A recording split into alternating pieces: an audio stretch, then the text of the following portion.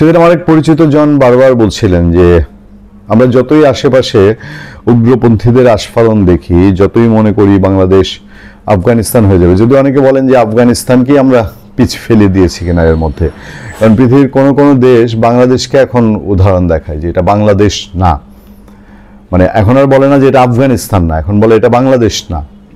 এবং এই নিয়ে নানান হুলস্থুল, অনেক ফটোকার্ড, অনেক কিছুই আমরা দেখছি, যেগুলো নিয়ে আমি আসলে এভাবে নিজেদের নাক নিজেরা কাটতে চাই না।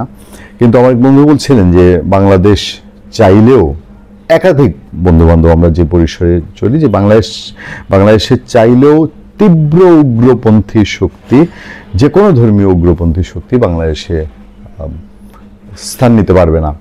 এটা বাংলাদেশের মানুষের প্রকৃতি, বাংলাদেশের মানুষের ধরন, বাংলাদেশের সংস্কৃতি, কালচার, অবস্থানগত বৈশিষ্ট্য, ভৌগোলিক যে বৈশিষ্ট্য, সেটার কারণেই একেবারে সম্ভব না।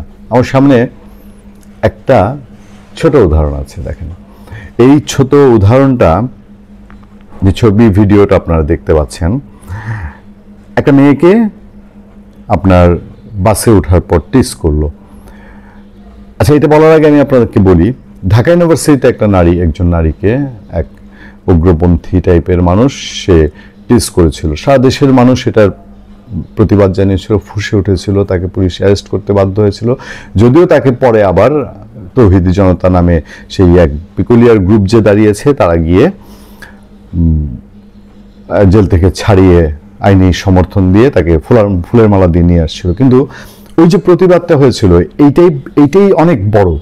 এই সময়ে প্রতিকূল পরিবেশে যে নারী ভিডিওটি দেখছেন, সেই নারী বাসে উঠলেন, তাকে টিস করলো।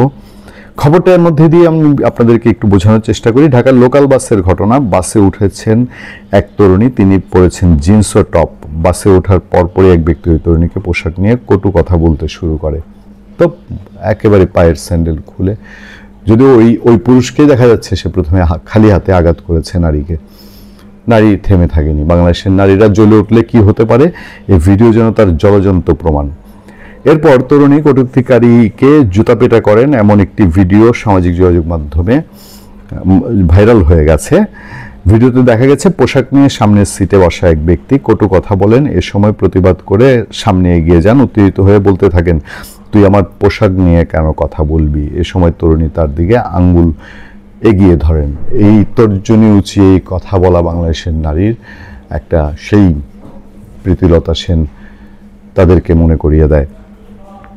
পোশাক নিয়ে কটু কথা বলা ব্যক্তি উঠে দাঁড়িয়েই এবার তরুণীকে চর মারেন। এরপর ওই তরুণী পা থেকে জুতা খুলে ওই ব্যক্তিকে জুতা পেটা করেন। এরপর দেখা যায় ওই ব্যক্তি তরুণীকে মারতে মারতে বাসের ড্রাইভিং সিটের কাছে ফেলে দেয়। মেয়েটি উঠে দাঁড়িয়ে লোকটিকে ফের জুতা পেটা করেন। আবার প্রতিবাদী হয়ে ওঠে নারীটি।